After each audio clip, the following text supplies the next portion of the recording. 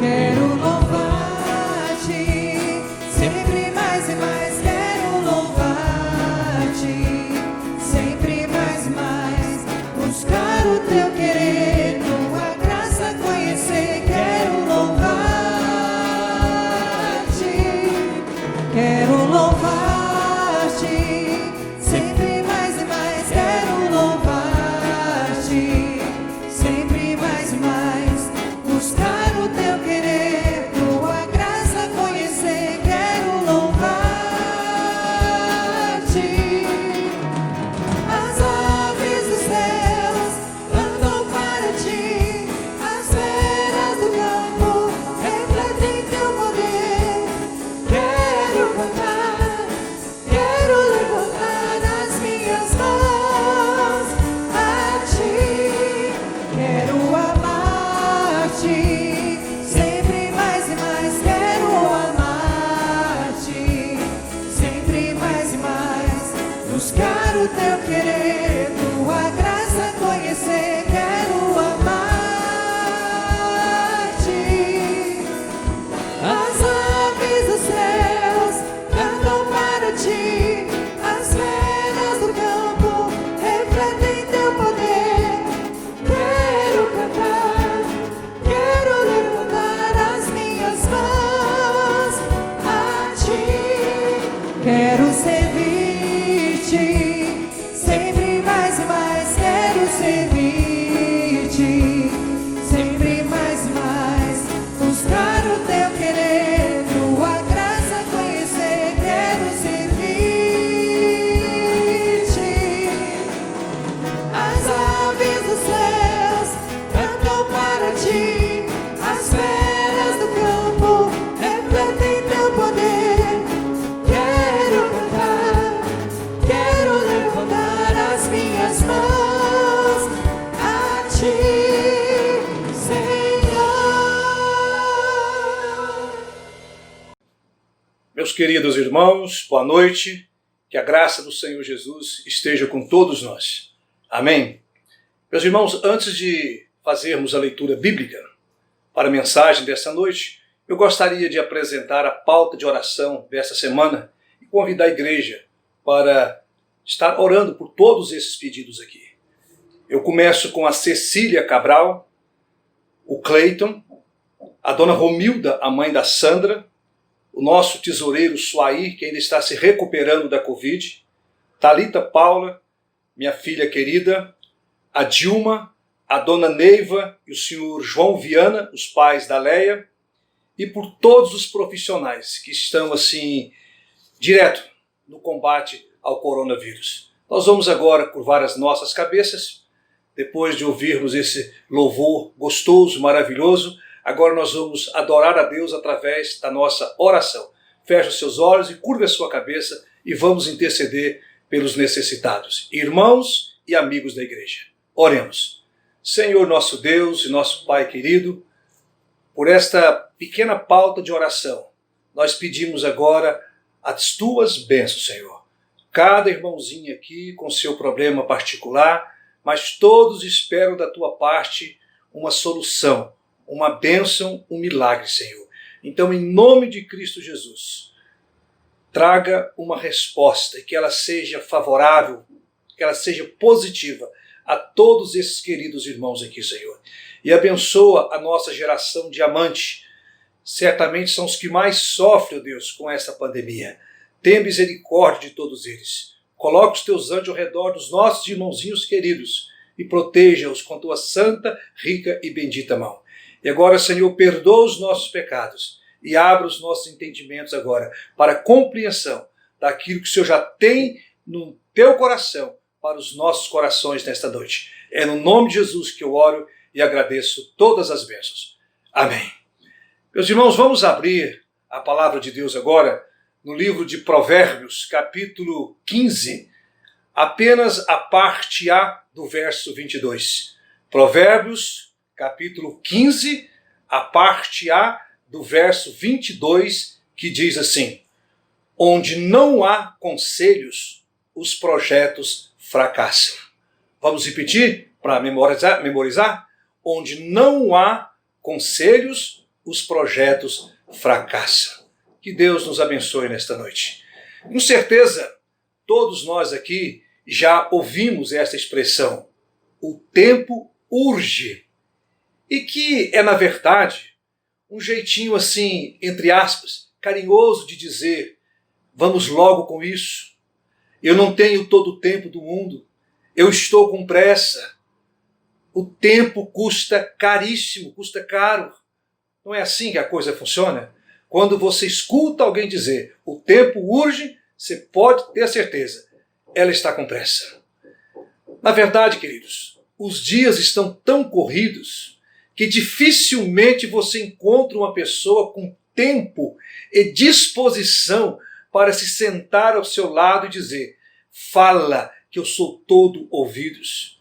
Fala porque eu estou ansioso para ouvir conselhos. Meus queridos, pelo contrário, você mal começa o assunto e a pessoa em questão já se põe a olhar do relógio, e isso quando ela não vira as costas e deixa você falando sozinho.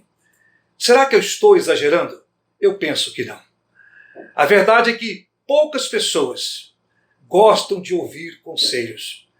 Há inclusive um dito que na boca de um bom mineirinho ficaria assim, uai, sô, se conselho fosse bom, nós não dava, nós vendia. E esta é uma pura verdade. Então eu devo ser um pastor cabeça dura, pois é justamente sobre esse assunto que eu pretendo falar nesta noite. O tema que eu escolhi é o seguinte, conselhos bíblicos para uma espiritualidade elevada. Eu vou repetir, conselhos bíblicos para uma espiritualidade elevada. Porque é tudo que interessa para nós e para Deus, uma espiritualidade elevada. Então vamos lá. Em primeiro lugar, Salmo 4, verso 3, diz assim, sabei que o Senhor separa para si o piedoso. O Senhor me ouve quando eu clamo por ele. Este é o primeiro conselho. Vigie a sua vida de oração. Antes de tudo, observe os seus momentos de oração, meu irmão, e cuide para que eles sejam constantes e diários diante de Deus, e não apenas esporádico, casual, como agora, por exemplo. Eu gostei muito de ouvir a sinceridade de uma ovelha querida. Ela me diz assim com muito orgulho santo, sabe? Pastor, nunca orei tanto na minha vida como nesse tempo de pandemia. Sabia, pastor, que eu estou orando até nas madrugadas? E eu disse a ela com um sorriso nos lábios, amém, minha irmã. E saiba que eu vou pedir a Deus para que você possa orar muito mais ainda quando passar essa tempestade da pandemia. Porque sem oração, irmão, a vida cristã não deslancha, ela não progride. À luz do Salmo 4, verso 3, nós podemos dizer que o piedoso, que tem as orações respondidas, é o homem separado. E não apenas por eleição, mas por devoção a Deus, porque ele sabe que a sua alma precisa desses momentos a sós com Deus. Ele sabe que a semelhança da terra seca, rachada, clama dia e noite por águas. Assim é a alma do cristão. Ela também clama pela água viva que flui do trono do Cordeiro para a sua vida. Por isso, meu querido, antes de qualquer outra coisa, antes de realizar qualquer tarefa diária, vá primeiramente a Deus em oração. Visita-o pela manhã, visita-o à tarde, visita-o às madrugadas e faça dessas visitas um hábito e com a Bíblia na mão. Faça dessas visitas um hábito na sua vida, mas faça cada uma delas com a Bíblia na mão, porque as Escrituras Sagradas, ao mesmo tempo que elas são o espelho que mostra as nossas sujeiras, elas são o lavatório de Deus que lava e clareia cada uma das nossas manchas. O bom cristão é aquele que nunca fica de pé sem antes se ajoelhar diante de Deus. Foi o próprio Salvador, Cristo Jesus, quem disse: vigiai e orai. E o apóstolo Paulo, mais tarde, ele vai dizer: orai sem cessar. Então este é o primeiro conselho. Vigie a sua vida de oração. Segundo, Salmo 1, verso 1 diz, quem souber pode até falar comigo: bem-aventurado o homem que não anda no conselho dos ímpios, não se detém no caminho dos pecadores e nem se assenta à roda dos escarnecedores. Segundo conselho, meu querido, tenha cuidado com as más companhias. Quem são essas três classes aqui, pastor? Ímpios, pecadores e escarnecedores. São os amantes do pecado e, portanto, inimigos declarados de Deus. Meus irmãos, se queremos ser felizes, bem-aventurados, de acordo com o salmista, nós devemos evitar familiaridade desnecessária com essa turma da pesada. Os ímpios, os pecadores e os escarnecedores. Jesus disse que não pode existir, não pode haver comunhão entre trevas e luz. Com pessoas ímpias, declaradamente apaixonadas pela prática do pecado, se não for para evangelizá-las, torná-las indesculpáveis diante do amor de Deus, se não for por este motivo, pode acreditar, meu irmão, nada irá justificar aos olhos de Deus a nossa parceria, a nossa sociedade, a nossa aliança com essas três classes. Lembre-se, eu preguei recentemente aqui, Israel caiu porque fez aliança com pessoas erradas, ou seja, com inimigos de Deus. Mas eu quero fazer um alerta aqui. Já que não podemos melhorar as pessoas por nós mesmos, não está em nós melhorá-las, que ao menos tenhamos cuidado para que elas não nos estraguem. Alguém sabiamente disse que as más companhias, elas são a rede de Satanás para arrastar pessoas da igreja para o mundo, da família para as drogas, da santidade para o pecado. Então, meu querido, fuja delas. Paulo, escrevendo a sua primeira carta aos Coríntios, ele diz no capítulo 15, versículo 33, na linguagem internacional, ele diz assim: veja que ninguém se engane, porque as más companhias, elas corrompem o bom costume. Então percebo que isso não é discriminação, isso é prudência. Veja que ninguém vos engane.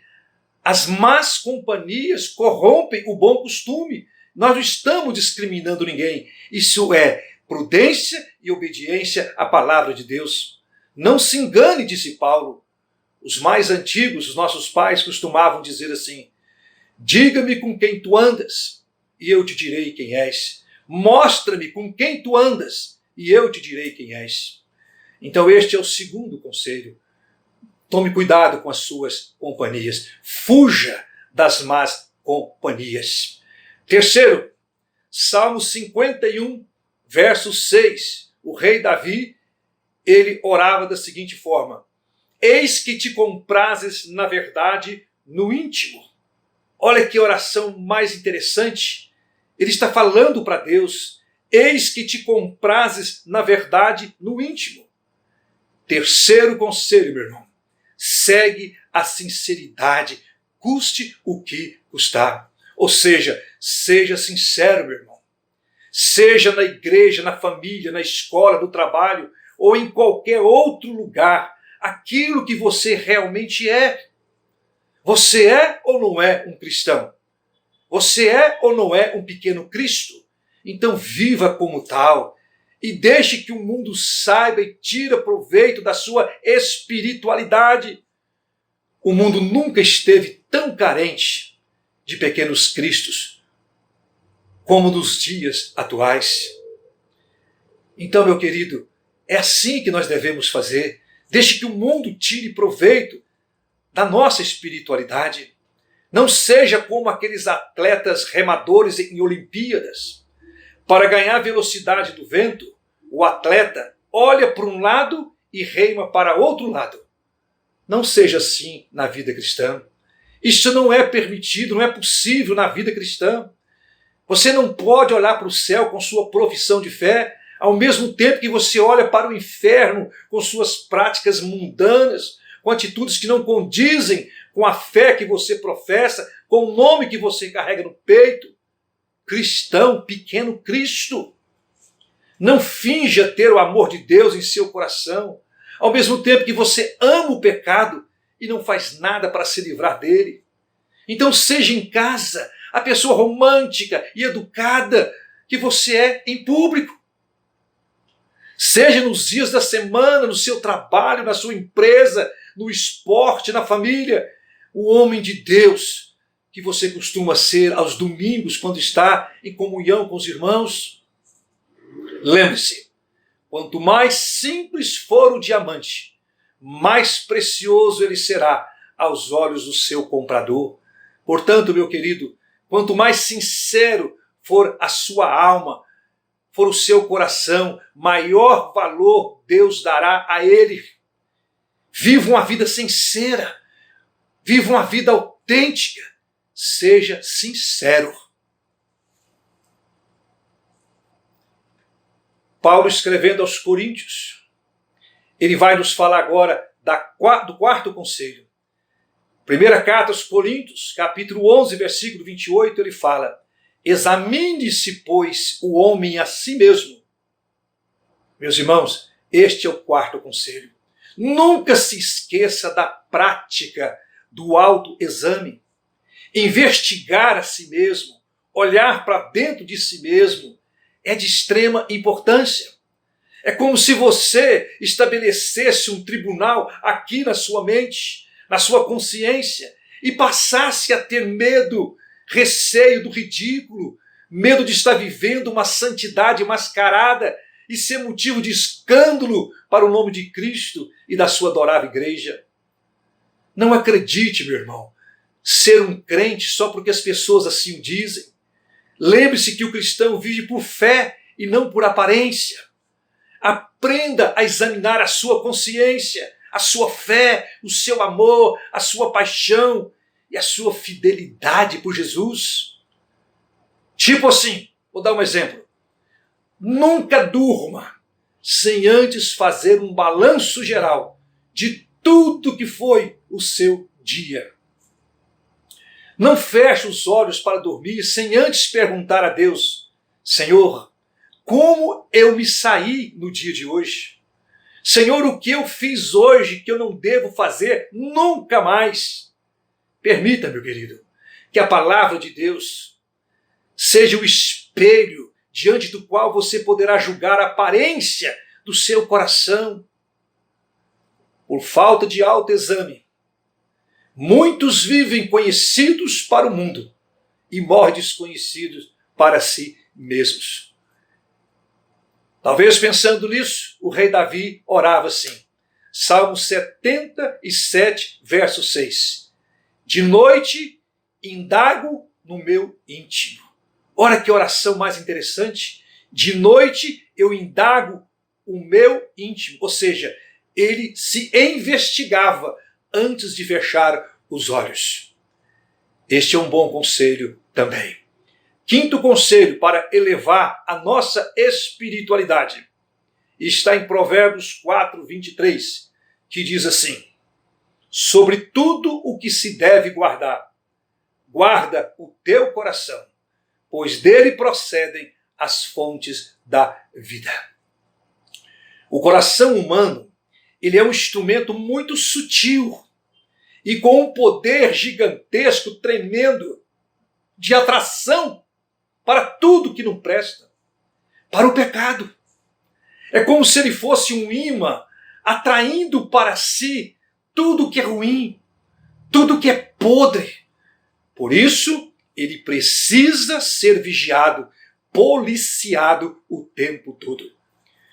O profeta Jeremias, no capítulo 17, versículos 9 a 12, ele vai dizer o seguinte: enganoso é o coração, mais do que todas as coisas, e desesperadamente corrupto. Quem poderá conhecê-lo? Quem pode conhecê-lo? É só Deus. Então ponha guarda à porta do seu coração. Não o deixe ficar muito à vontade, porque é tudo que ele quer. Se ele ficar muito à vontade, o estrago poderá ser terrível, irreversível na sua vida, na sua família, no seu ministério. Alguns profissionais afirmam que o coração ele é semelhante a uma pessoa suspeita. Eu pergunto, o que acontece quando uma pessoa suspeita entra no nosso espaço? É um tal de cochicho aqui, cochicho ali, disse-me disso, não é verdade? Ficamos a observá-lo com receio. Esta é a verdade. Aí chega alguém e diz, fica de olho nele, não pisca o olho. Senão já viu, né? Não é isso que acontece? Semelhante modo, o Senhor Jesus, ele grita aqui no nosso ouvido, há um traidor no peito de vocês. Ele é suspeito. Há um traidor dentro de vocês. Fique de olho nele. Não brinque com ele. Ele é falso por natureza, desesperadamente corrupto. Vigia-o, pois ele é fonte da vida, mas ele também é a fonte da morte. Agostinho de Hipona, também conhecido como Santo Agostinho, ele costumava orar, Senhor, guarda o meu coração, porque não posso guardá-lo para ti. Porque nós sabemos que o melhor lugar do mundo para se guardar o coração é nas mãos do Salvador, Cristo Jesus. Guarda, porque eu não posso guardá-lo para ti. Sexto conselho, Eclesiastes capítulo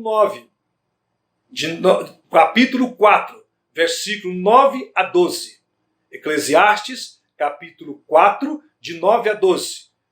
Salomão, o homem mais sábio que já pisou nessa terra, ele disse, melhor serem dois do que um.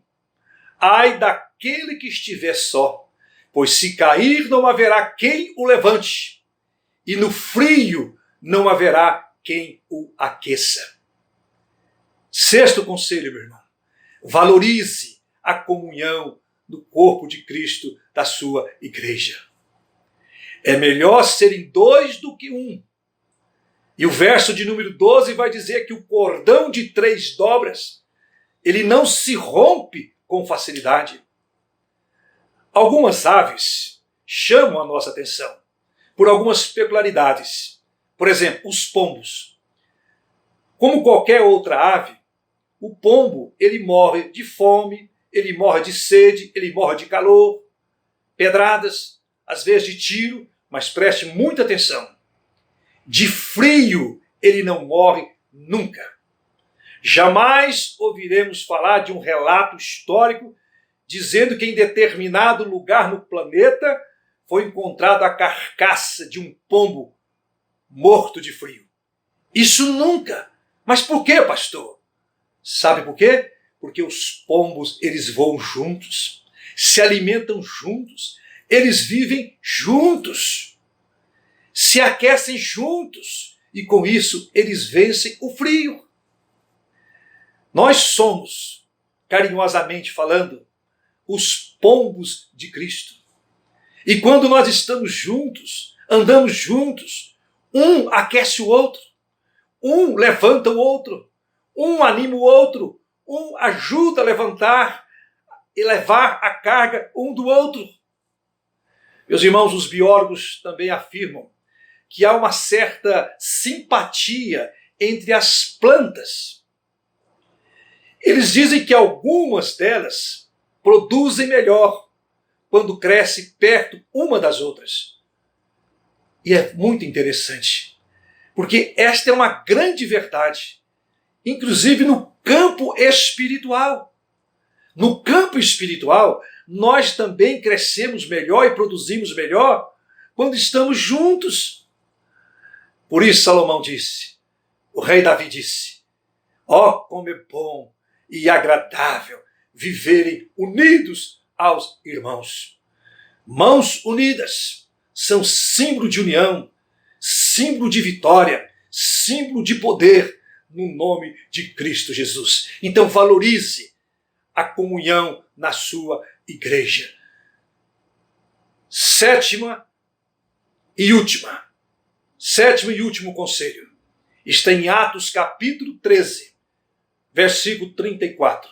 Assim diz a palavra: eu cumprirei a vosso favor as santas e fiéis promessas. Eu cumprirei a vosso favor as santas e fiéis promessas. Então, especialmente em tempos difíceis, como este que nós estamos atravessando, busque se consolar nas promessas de Deus para a sua vida. As promessas de Deus são eternas, elas são fiéis, são verdadeiras, elas nunca falham. Então este é o sétimo conselho, meu irmão. Firme-se nelas. Elas são o grande suporte para a fé cristã. O cristianismo existe por causa dessas promessas e por causa do caráter daquele que fez cada uma dessas promessas. E ele se chama Jesus Cristo de Nazaré. Foi ele quem fez as promessas e todas elas se cumpriram. Nenhuma caiu no esquecimento, de Gênesis até ao Apocalipse. No domingo passado, eu pedi à nossa equipe de louvor para cantar esse cântico: Deus de aliança, Deus de promessa, Deus que não é homem para mentir. Tudo pode mudar, tudo pode passar, mas a sua palavra vai se cumprir. Por que essa certeza, pastor? Paulo, escrevendo a sua segunda carta a Timóteo, capítulo 2, versículo 13, ele afirma o seguinte: nós somos infiéis, mas ele, Jesus, permanece fiel, porque na sua essência ele não pode negar a si mesmo. É por isso que nós cantamos, amamos cantar esse cântico. Tudo pode mudar, mas a sua palavra vai se cumprir, porque ele não pode negar a si mesmo, ele é fiel. Pastor querido, é muito difícil seguir esses conselhos. Eu sei disso, meus irmãos. Pastor, é muito difícil seguir a Cristo. Eu também sei disso. E o Senhor Jesus, o Filho de Deus, fazia questão de mostrar isso às pessoas, que muitas vezes queriam segui-lo de qualquer jeito, na base do oba-oba, do fogo de palha. A todos esses que queriam segui-lo na base da irresponsabilidade, Jesus fez questão de mostrar os perigos. Lucas 9:62, ele disse: quem põe a mão no arado e olha para trás, não está pronto para o reino de Deus. Lucas 14:26, ele disse: quem ama pai, mãe, irmão, esposa e amigos, e até a própria vida mais do que a mim, não pode ser meu discípulo.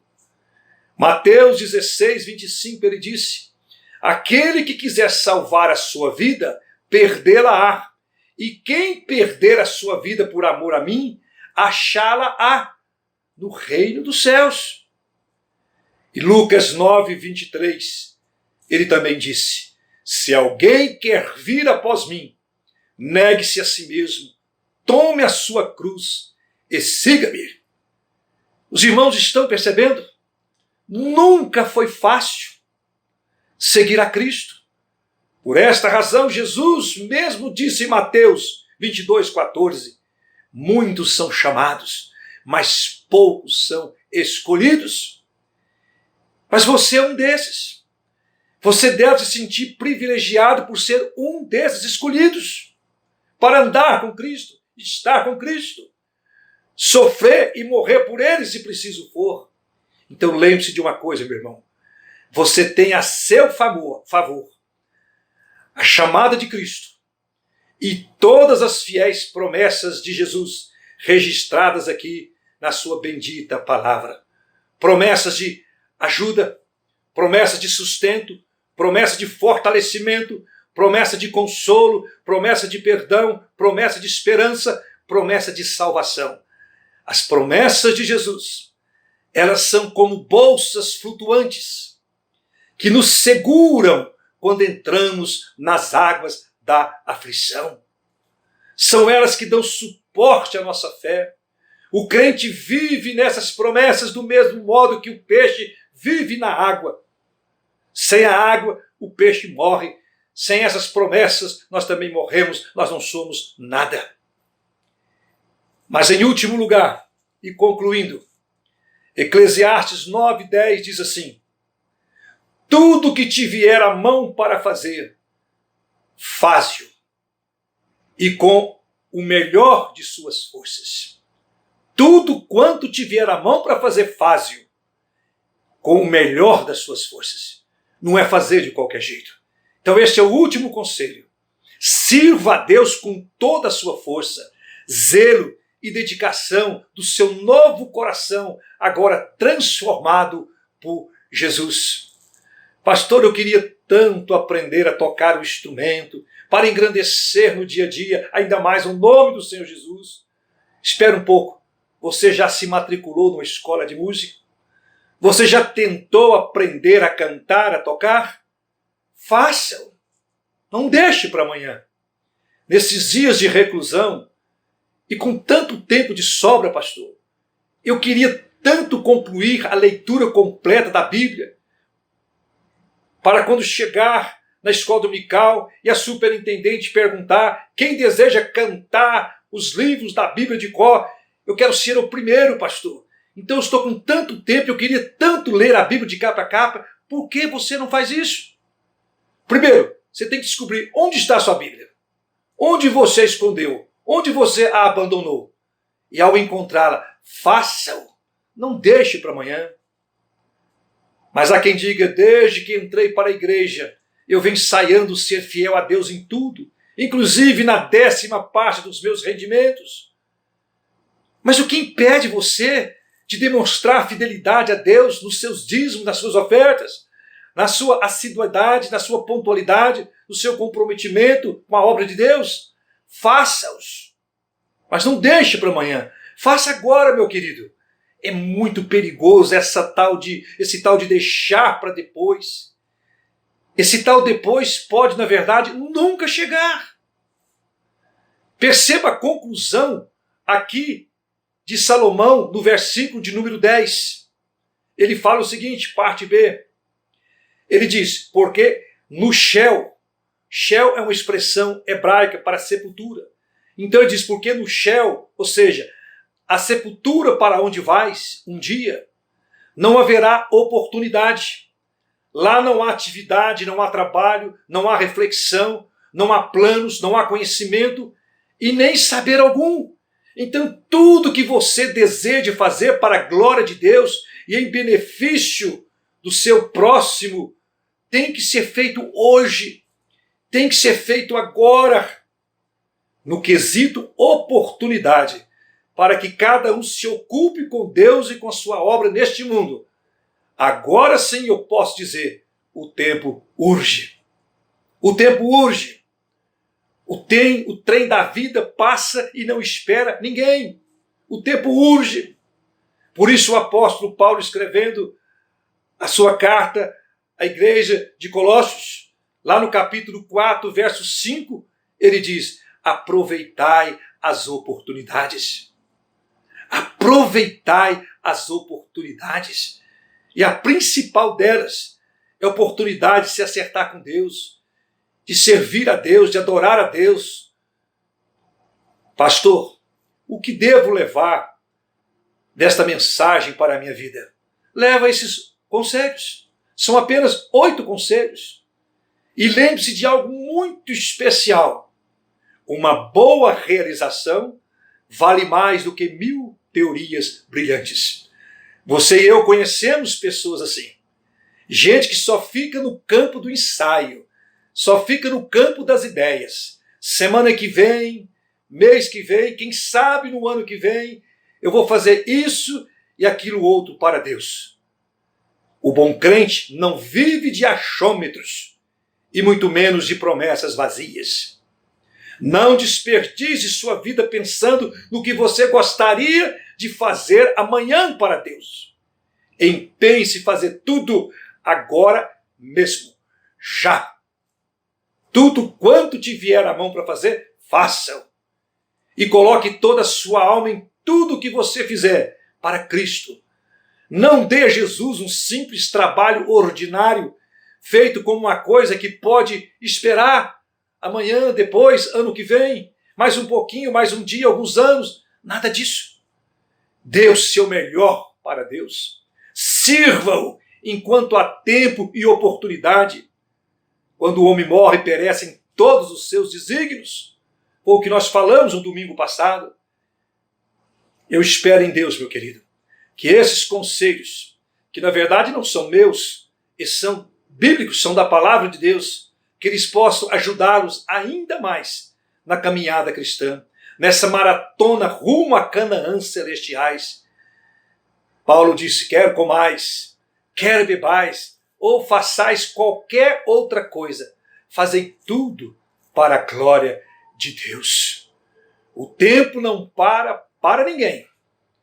O tempo, ele é implacável e não espera ninguém. O tempo não volta atrás para ninguém.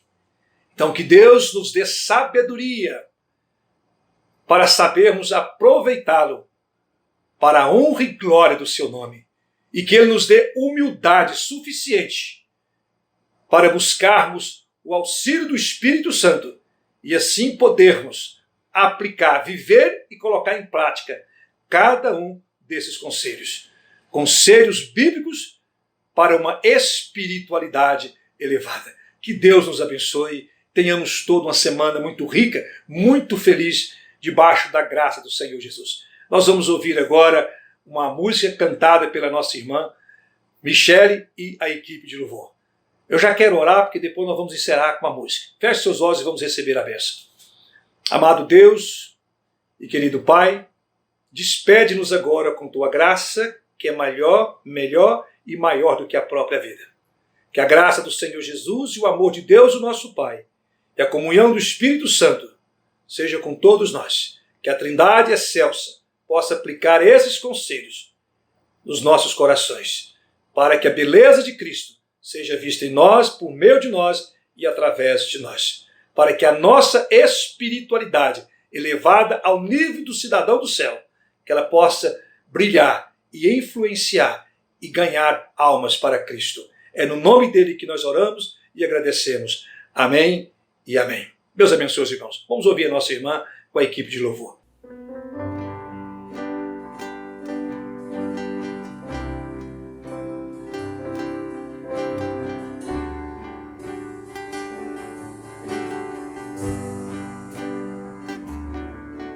Cada vez que a minha fé é provada,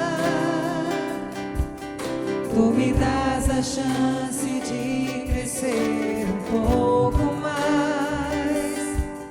As montanhas e vales, desertos e mares que atravesso me levam pra perto de ti. Minhas provações não são maiores que o meu Deus, e não vão me impedir de caminhar. Se diante de mim não se abrir o mar, Deus vai me fazer andar por sobre as águas. O primeiro minha vida se revestirá do teu poder.